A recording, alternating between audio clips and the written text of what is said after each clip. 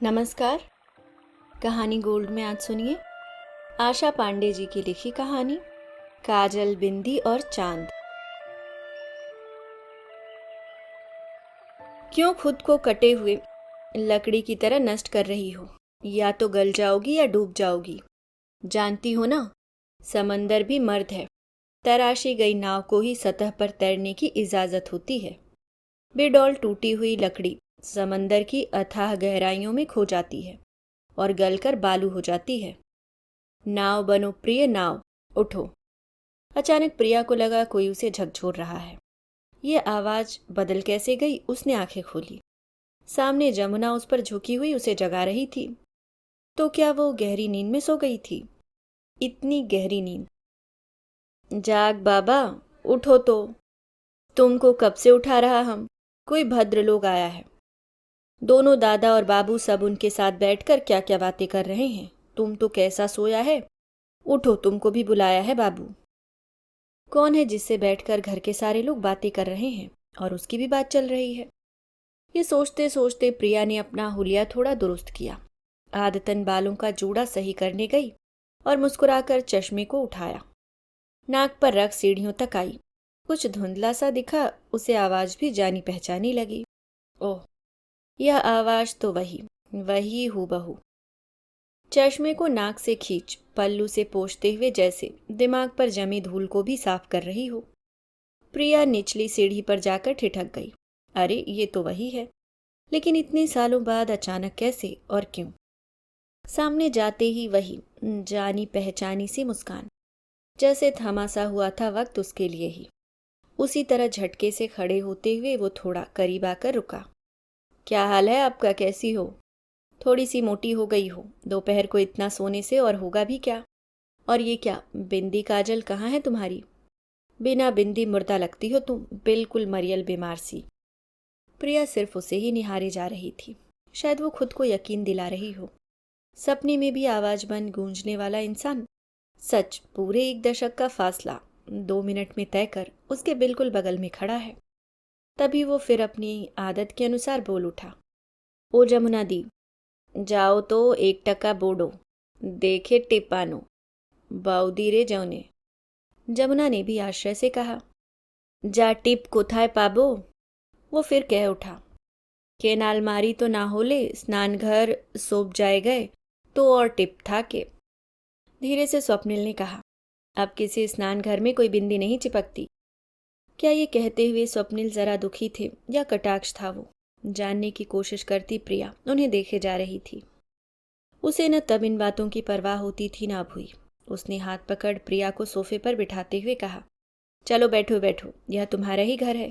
शर्माओ मत, भले name plate पर तुम कहीं नहीं हो। इन लगभग 10 सालों में कुछ नहीं बदला उसमें। न बोलना, न मुस्कुराना, न ताने, न बेफिक्री, न जबान से कम आंखों से ज्यादा कहना, कुछ भी तो नहीं। ये सोचती हुई प्रिया मन ही मन मुस्कुरा उठी। नजर भर देखा उसे।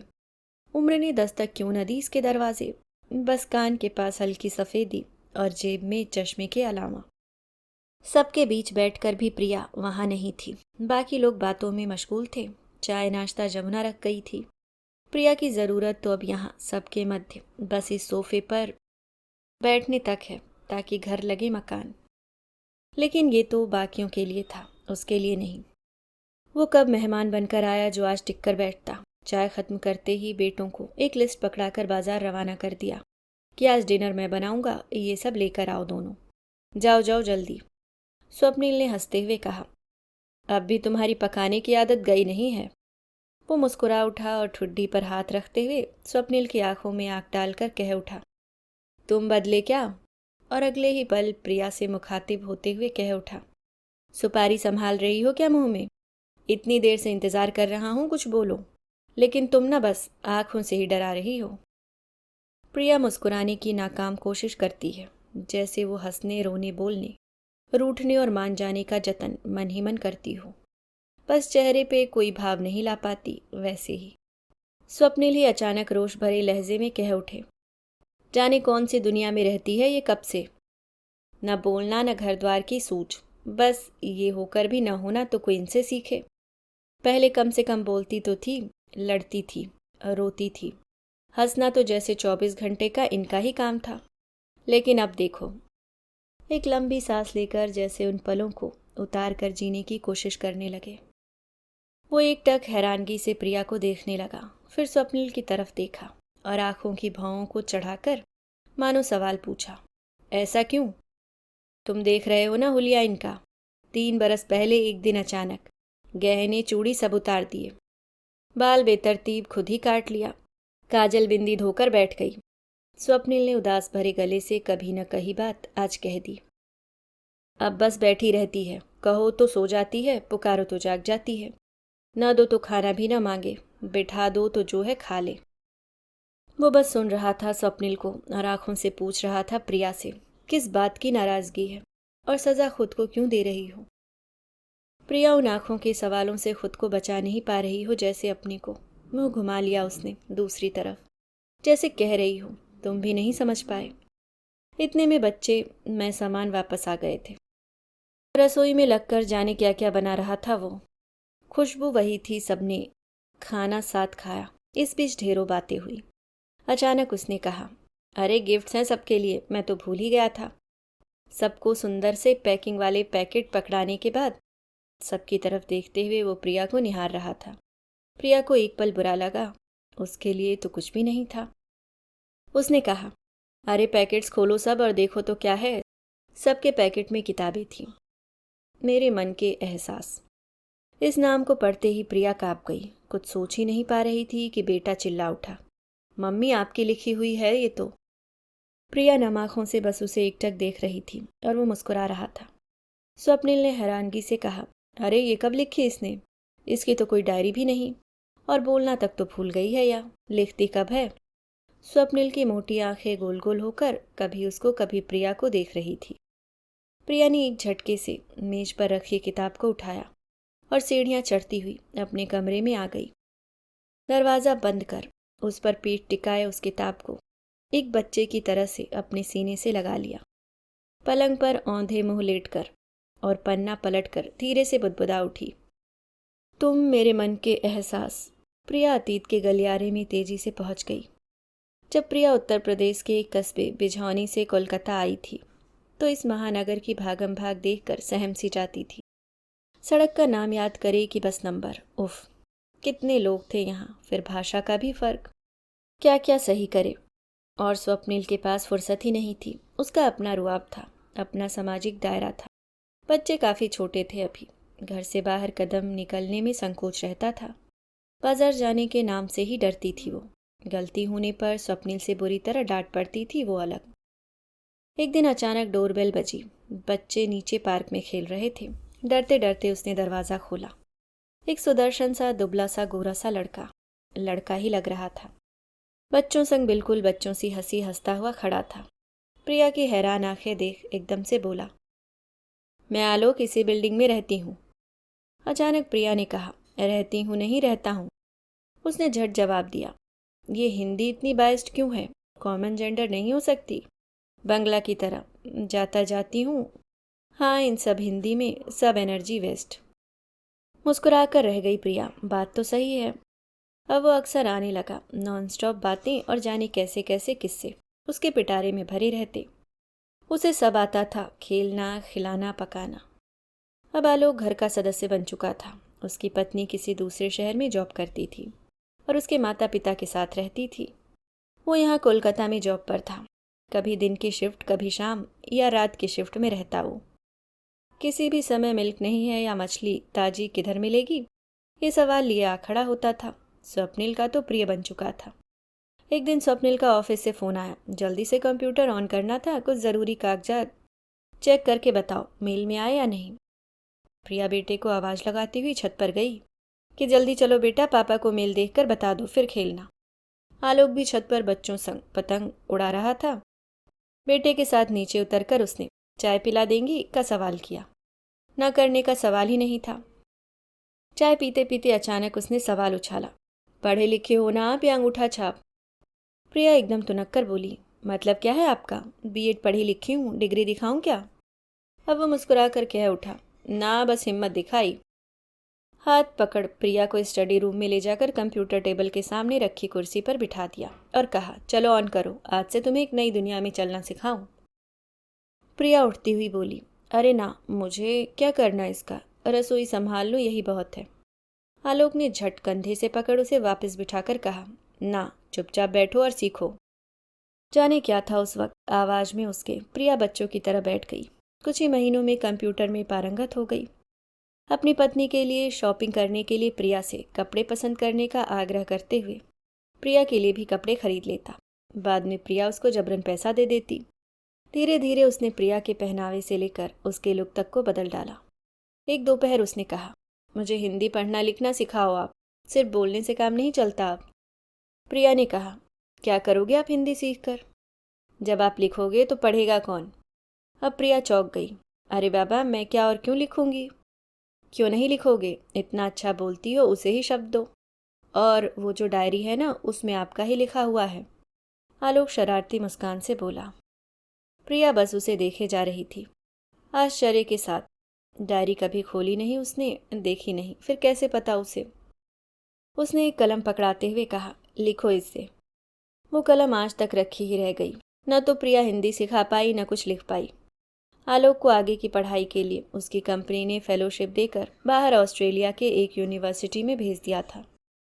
एक पल तो प्रिया को लगा जैसे वो एकदम से खाली हो गई है, शून्य सी। लेकिन खुद को संभाला और अंदर ही अंदर बुदबुदाई, क्या इस वजह से वो अपने दोस्त को रोक ले कि वो अकेलापन महसूस करेगी? इतनी स्वार्थी तो नहीं हो सकती। शनिवार सुबह दरवाजे पर दस्तक हुई। एक सांवली सी लड़की, बड़ी बड़ी आंखों वाली, गुलाबी कुर्ते सलवार में खड़ी थी और साथ ही वो आलोक भी था। आलोक ने ही कहा, अरे ये अपने दोस्त का घर है, तू चाहे तो इनको भाभी बोल, बौदी बोल, मेरी तो दोस्त है। वो मुस्कुराती हुई आकर गले लगी और कहा कि मैं मिली हूँ। प्रिया ने कहा, जानती हूँ तुम्हें, इसके पर्स में तुम्हारी फोटो रहती है और दिन भर की बातों में तुम ही होती हो। आलोक अपनी पत्नी मिली के साथ ऑस्ट्रेलिया चला गया और रह गई जो बच्ची सी, वो केवल प्रिया। उसी दौरान फेसबुक ने जब इंटरनेट पर काफ़ी धूम मचाई हुई थी और ऐसे में कुछ समय के बाद बच्चों के माध्यम से प्रिया का भी एक अकाउंट बन गया। धीरे धीरे फेसबुक की दुनिया इस अकेलेपन पर कुछ राहत बनकर आई। समय बीतता रहा और प्रत्येक दिन कुछ नया सीखने को मिलता रहा।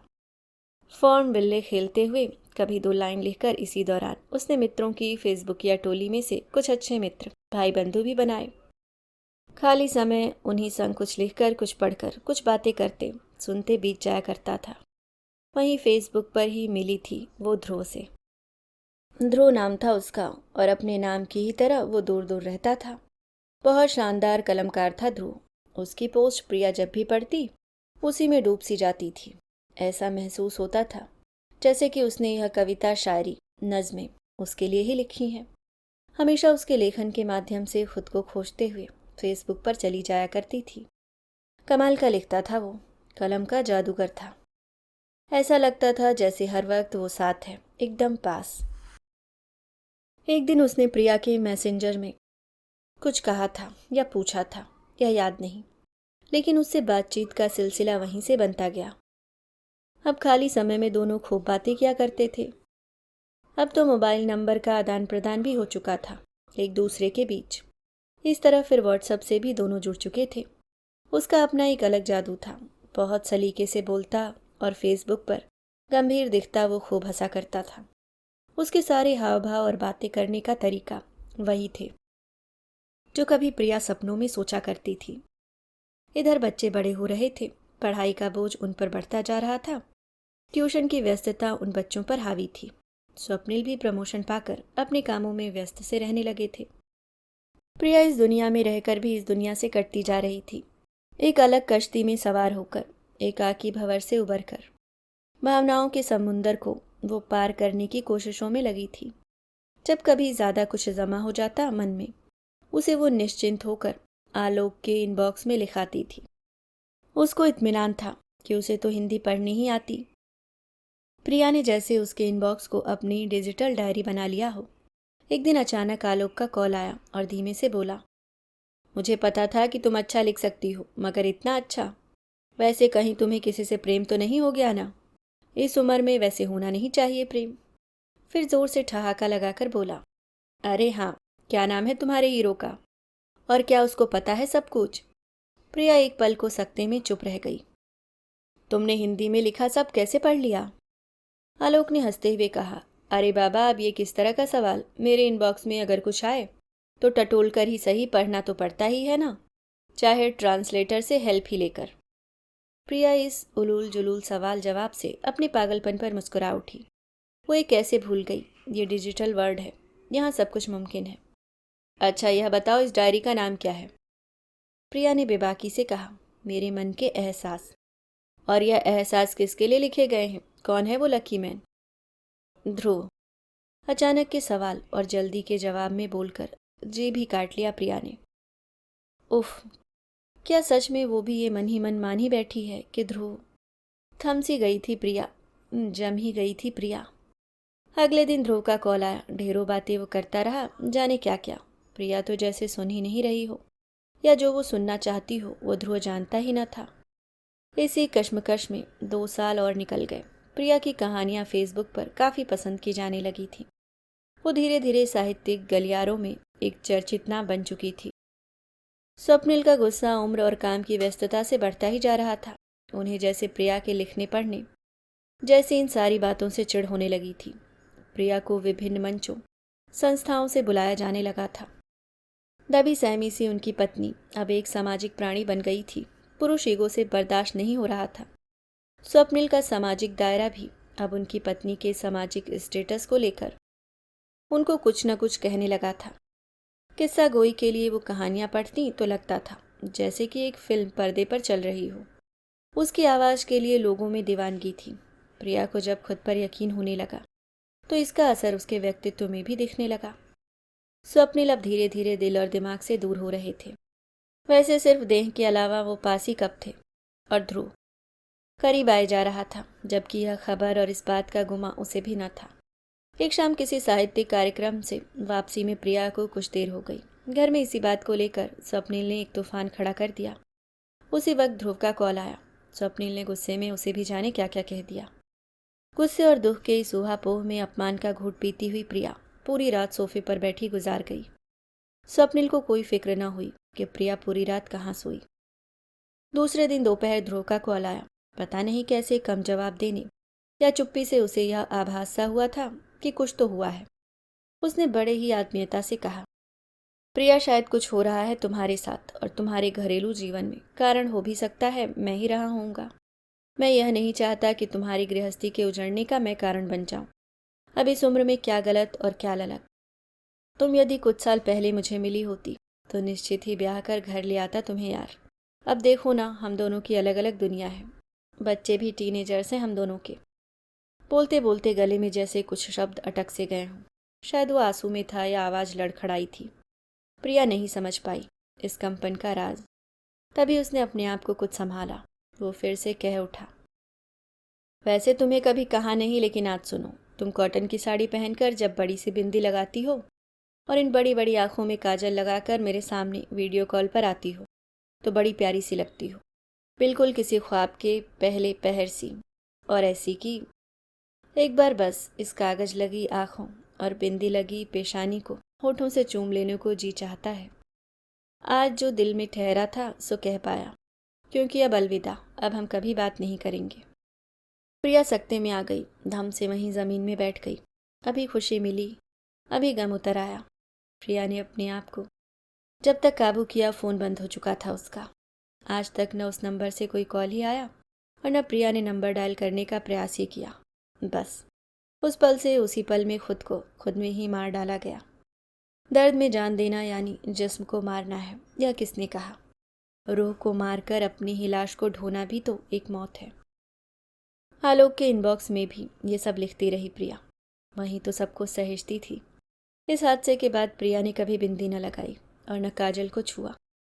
बस कैद होकर एक कमरे में रह गई, उम्र कैद झेलने के लिए, उस गुनाह के लिए जो किया भी था और नहीं भी। आज 10 साल बीत गए इस बात को।